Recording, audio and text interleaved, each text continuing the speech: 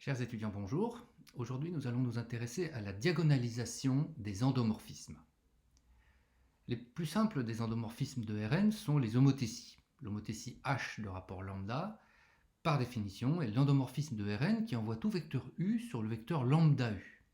Dans R3, par exemple, la matrice d'une homothétie de rapport lambda a tous ses coefficients diagonaux égaux à lambda et tous ses autres coefficients égaux à 0. On peut donc aussi écrire cette matrice sous la forme lambda I.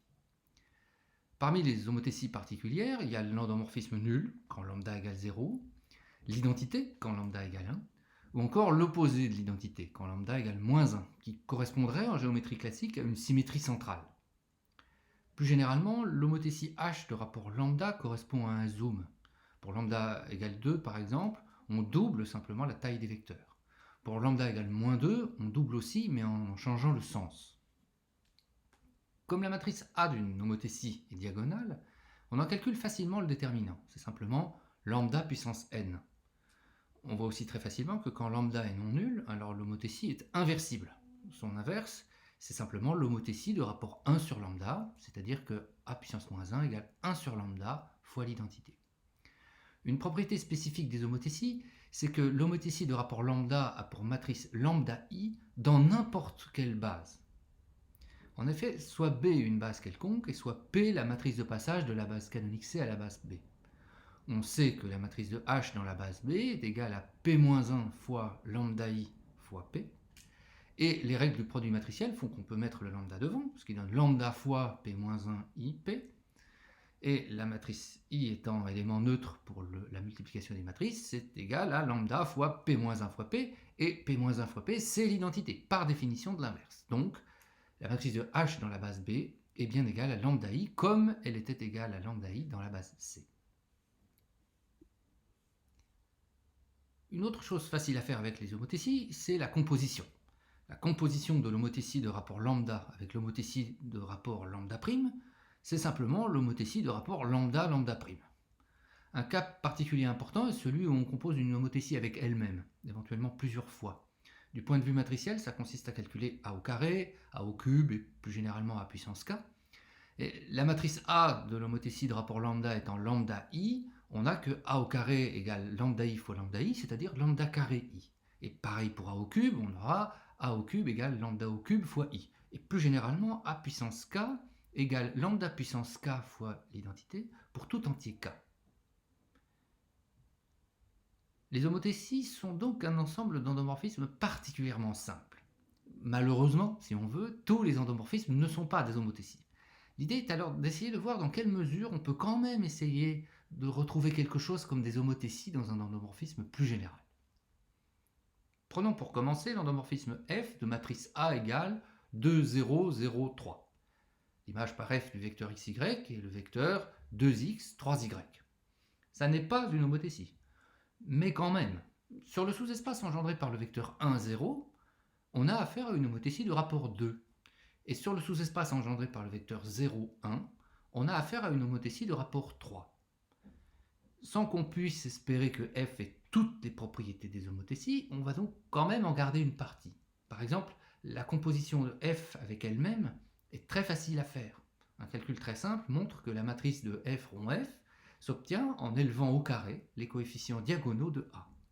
Et plus généralement, A puissance k se déduit de A simplement en élevant les coefficients diagonaux à la puissance k. On peut quand même difficilement imaginer plus simple. Attention, cette propriété pour calculer la puissance km de A est spécifique aux endomorphismes diagonaux. Elle ne marche pas du tout en général. Regardons maintenant l'endomorphisme G de R2 dont la matrice est M égale 1, 2, 1, 2, moins 1, 4. On a l'air très loin de l'endomorphisme F d'avant, parce que là, la matrice n'est pas du tout diagonale. Mais regardons le vecteur U de composante 1, 1. On calcule facilement que M fois U a pour composante 2, 2, c'est-à-dire que MU égale 2U. L'endomorphisme G se comporte donc comme une homothétie pour le vecteur U. Et bien sûr, il fera de même pour le vecteur AU, où A est un réel quelconque. On peut donc dire que sur le sous-espace vectoriel engendré par U, G est une homothétie de rapport 2. Soyons clairs, G n'est pas une homothétie de rapport 2 dans R2 tout entier. Si c'était le cas, alors comme on l'a vu, sa matrice serait 2 fois l'identité, ce qui n'est pas le cas. C'est sa restriction à la droite vectorielle définie par U qu'il est. Et c'est déjà mieux que rien. Et regardons maintenant le vecteur V de composante 2, 1. Quand on fait M fois V, on trouve 6, 3, c'est-à-dire 3V. On vient donc de trouver une deuxième droite vectorielle le long de laquelle G se comporte comme une homothétie, mais cette fois de rapport 3. Même si ça ne se voit pas sur leur matrice, F et G donc se ressemblent pas mal. Le long de deux sous-espaces, elles se comportent comme des homothéties de rapport 2 et 3. Dans la base B définie par U et V, la matrice de G est 2, 0, 0, 3, la même que celle de F dans la base canonique. Donc même si les situations ont l'air un peu différentes, les deux endomorphismes ont en fait des propriétés très proches. Le fait d'avoir une matrice diagonale facilite beaucoup les calculs, notamment donc pour composer une application linéaire avec elle-même, c'est-à-dire calculer les puissances de sa matrice M. On reprend ici l'application G de l'exemple précédent de matrice M et les vecteurs U et V qu'on a trouvés tels que MU égale 2U et MV égale 3V. Notons P la matrice de passage de la base canonique à la base UV, D la matrice 2, 0, 0, 3. Alors, les calculs précédents montrent que M égale P fois D fois P-1. Pour calculer M au carré, on peut alors faire M au carré égale PDP-1 fois PDP-1, ce qui serait écrit par associativité du produit P fois D fois P-1 fois P fois D fois P-1, ce qui serait écrit encore P fois D fois I fois D fois P-1. On peut enlever le i qui est élément neutre, P fois D fois D fois P-1, ou encore P fois D carré fois P-1. Et par récurrence, vous pourrez démontrer de la même manière que pour tout entier K, on a M puissance K égale P fois D puissance K fois P-1. Et ça, c'est pratique pour calculer la puissance km de M, parce que D puissance K, on a déjà vu que c'était très simple à obtenir, il suffit d'élever à la puissance K les coefficients diagonaux. On obtient donc une expression explicite des coefficients de M puissance K. Un peu compliqué, d'accord, mais ça, on n'a pas le choix. Et ce qui importe ici, c'est que sans ce détour par la matrice D, on n'aurait sûrement jamais trouvé ces expressions explicites. Maintenant qu'on est convaincu qu'il est utile de choisir une base dans laquelle la matrice d'une application linéaire est diagonale, reste à trouver un moyen systématique pour obtenir une telle base. Et pour ça, on va définir la notion de valeur propre et de vecteur propre. Par définition, une valeur propre d'un endomorphisme F, c'est un réel lambda pour lequel il existe un vecteur non nul U, tel que f de U égale lambda U. En d'autres termes, lambda est une valeur propre quand il existe un vecteur non trivial pour lequel f se comporte comme une homothétie de rapport lambda pour ce vecteur. Dans les exemples d'endomorphismes précédents, on avait que 2 et 3 étaient des valeurs propres.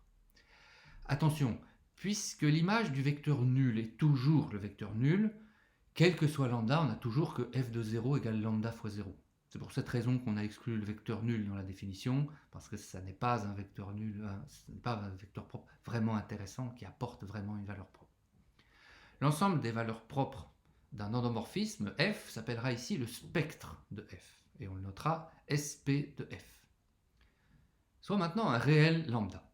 On notera E indice lambda, l'ensemble des vecteurs U tels que f de U égale lambda U. On a alors le théorème E lambda est un sous-espace vectoriel. Pour le démontrer, on vérifie les trois conditions pour être un sous-espace vectoriel. Donc E lambda contient le vecteur nul, ça c'est clair, et en fait on a déjà fait la remarque, puisque f de 0 est toujours égal à 0 quand f est un endomorphisme, on peut bien dire que f de 0 égale lambda fois 0, quel que soit lambda. Ensuite, la stabilité par la somme. Soit U et V, deux éléments de E lambda, on a donc f de U égale lambda U et f de V égale lambda V par définition de E lambda, et on calcule alors f de U plus V qui vaut f de U plus f de V par linéarité de f, et par hypothèse sur UV, c'est donc égal à lambda U plus lambda V, qu'on peut réécrire lambda facteur de U plus V. On a donc bien montré que f de U plus V égale lambda fois U plus V, c'est-à-dire que U plus V appartient à E lambda, qui est donc stable pour la somme entre vecteurs. Et enfin, reste à vérifier la stabilité par multiplication scalaire. Donc soit U, un élément de E lambda, soit A, un réel. Puisque U est dans E lambda, on n'a que f de U égale lambda U. On calcule alors f de AU, qui vaut A fois f de u par linéarité de f, et donc A fois lambda u, qu'on peut réécrire lambda fois AU. On a donc bien que AU appartient à E lambda, c'est-à-dire que E lambda est stable par multiplication scalaire. On a donc bien montré que quel que soit lambda, E lambda est un sous-espace vectoriel. Et par définition, quand lambda est un élément du spectre de f, c'est-à-dire quand lambda est une valeur propre de f, on peut dire que E lambda est le sous-espace propre associé à lambda, et c'est un sous-espace non trivial. Comme exemple, prenons l'endomorphisme f de matrice 0, 1, 1, 0 dans la base canonique. Attention, cette matrice n'est pas diagonale, c'est la fausse diagonale ici. Géométriquement, f, c'est la symétrie vectorielle autour de la droite y égale x, parallèlement à la droite y égale moins x. On vérifie facilement que le vecteur u égale 1, 1 est envoyé sur lui-même par f, donc que c'est un vecteur propre associé à la valeur propre 1. Et le sous-espace engendré par ce vecteur u, qui est précisément la droite vectorielle d'équation y égale x, c'est le sous-espace propre associé à la valeur propre 1. D'autre part, le vecteur v égale moins 1, 1. Lui est envoyé sur le vecteur 1, moins 1, qui est l'opposé de v. Le vecteur v est donc un vecteur propre associé à la valeur propre moins 1, et ainsi que la droite vectorielle y égale moins x, qui est engendrée par v. On voit bien sur cet exemple le sens un peu concret, entre guillemets, que peuvent avoir les sous-espaces propres. Ici, ils correspondent aux droites vectorielles qui définissent la symétrie. Pour trouver les valeurs propres d'un endomorphisme, on utilise son polynôme caractéristique. Par définition, le polynôme caractéristique de l'endomorphisme f est défini par p de x égale déterminant de f moins x fois l'identité. Concrètement, si M est la matrice de f, que ce soit dans la base canonique ou dans une autre base, on obtient le polynôme caractéristique de f en mettant des moins x à chaque élément diagonal de M. Ensuite, on calcule ce déterminant, ce qui donne un polynôme en x. On va le faire sur un exemple. On reprend l'endomorphisme G qu'on a vu tout à l'heure de matrice M égale 1, 2, moins 1, 4. Son polynôme caractéristique est le déterminant de M moins x fois l'identité. On a donc que P de x, c'est le déterminant de 1 moins x, 2, moins 1, 4 moins x, qui est égal, après calcul, à 1 moins x fois 4 moins x, plus 2, c'est-à-dire à x au carré moins 5x plus 6. Théorème, les racines de ce polynôme P sont les valeurs propres de l'endomorphisme. Dans notre exemple, les racines de x carré moins 5x plus 6 se calculent facilement, on trouve 2 et 3. Et vous vous souvenez qu'on avait effectivement trouvé des vecteurs u et v dont l'image par g était 2u et 3v. Avant de voir comment on trouve ces vecteurs, justement, trois propriétés sont à connaître du polynôme caractéristique. D'abord, il est toujours de degré n, où n est le nombre de lignes et de colonnes de la matrice. Ensuite, le coefficient de x puissance n dans P est égal à 1 ou à moins 1 selon la parité de n. C'est 1 quand n est pair et moins 1 quand n est impair. Par exemple, quand vous calculez le polynôme d'un endomorphisme de R2, vous devez obtenir un polynôme de degré 2 avec un coefficient pour x carré égal à 1. Pour un endomorphisme de R3, vous obtiendrez un polynôme de degré 3 dont le coefficient de x au cube est égal à moins 1. Et enfin, le coefficient constant du polynôme caractéristique est égal au déterminant de m. Ces trois propriétés vous permettront éventuellement de détecter une erreur de calcul. Si on revient à notre exemple du polynôme caractéristique de m égale 1, 2, moins 1, 4, par exemple, on a vu qu'on avait trouvé x au carré moins 5x plus 6, c'est bien un polynôme de degré 2, le coefficient de x carré est bien égal à 1, et quand on calcule le déterminant de m, on trouve 1 fois 4 moins 1 fois 2 égale 6, qui est bien égal au coefficient constant de p. On n'est pas absolument sûr que le résultat est juste, parce qu'on n'a pas donné de moyen de vérifier le moins 5x, mais on est quand même un peu rassuré. Une remarque encore avant d'en venir au sous-espace propre. Puisque P est de degré n et que les valeurs propres sont les racines de P, un endomorphisme ne peut pas avoir plus de n valeurs propres. Un endomorphisme de R2 a donc au plus 2 valeurs propres, un endomorphisme de R3 au plus 3 valeurs propres, et ainsi de suite. Une fois qu'on connaît les valeurs propres d'un endomorphisme F, reste à trouver les sous-espaces propres associés. Pour ça, on utilise le théorème suivant. Quel que soit le réel lambda, E lambda est égal au noyau de l'endomorphisme F moins lambda identité. La démonstration de ce théorème est assez simple.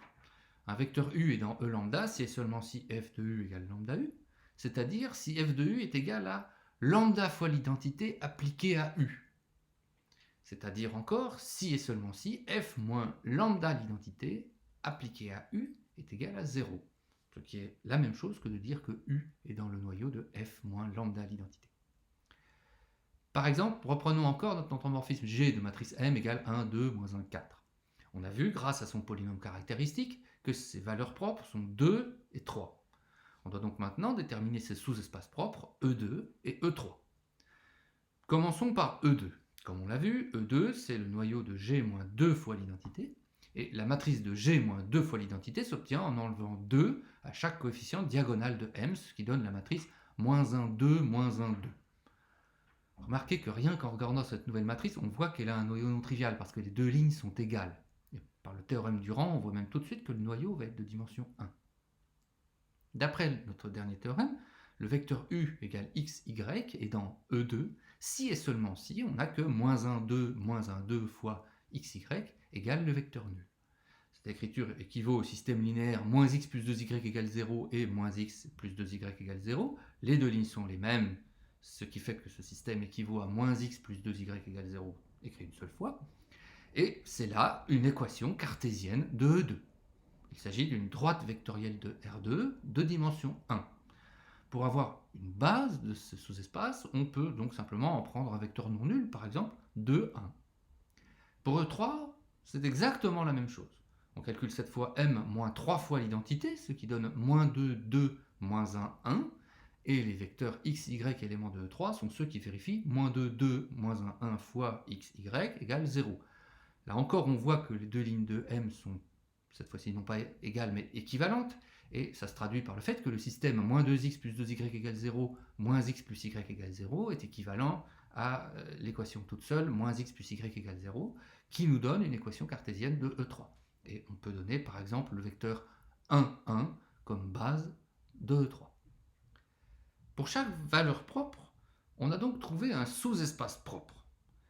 En mettant ensemble tous les vecteurs de toutes les bases, de tous les sous-espaces propres, on obtient une famille libre de Rn. C'est un théorème.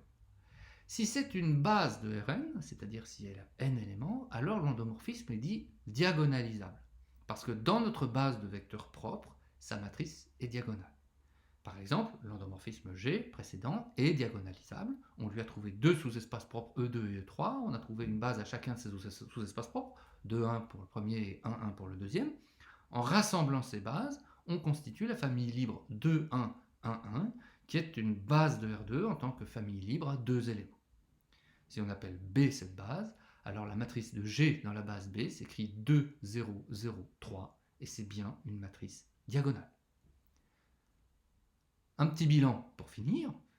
On dit qu'un endomorphisme F, ou une matrice A, de Rn est diagonalisable quand on peut lui trouver une base de vecteurs propres. En pratique, pour savoir si F ou A est diagonalisable, on calcule le polynôme caractéristique P de A, qui est le déterminant de A moins x fois l'identité. On détermine les racines de P, qui nous donnent les valeurs propres, et on ne regardera ici que les racines réelles, mais on pourrait aussi regarder éventuellement les racines complexes. Et pour chaque racine réelle lambda, on détermine le sous-espace propre E lambda associé, en trouvant l'ensemble des vecteurs U, solution du système A moins lambda fois l'identité fois U égale 0. On construit alors une base de chaque E lambda, et attention, contrairement à l'exemple qu'on a vu plus haut, les E lambda ne sont pas toujours de dimension 1. Et enfin, si la réunion des bases des E lambda a n éléments, alors c'est une base B de vecteurs propres, et F est donc diagonalisable. Sinon, F n'est pas diagonalisable. Dans une base B de vecteurs propres, la matrice de F est diagonale et les coefficients diagonaux sont les valeurs propres, éventuellement mises plusieurs fois selon la dimension de E lambda. Voilà, c'est tout pour cette semaine. Bon travail à tous.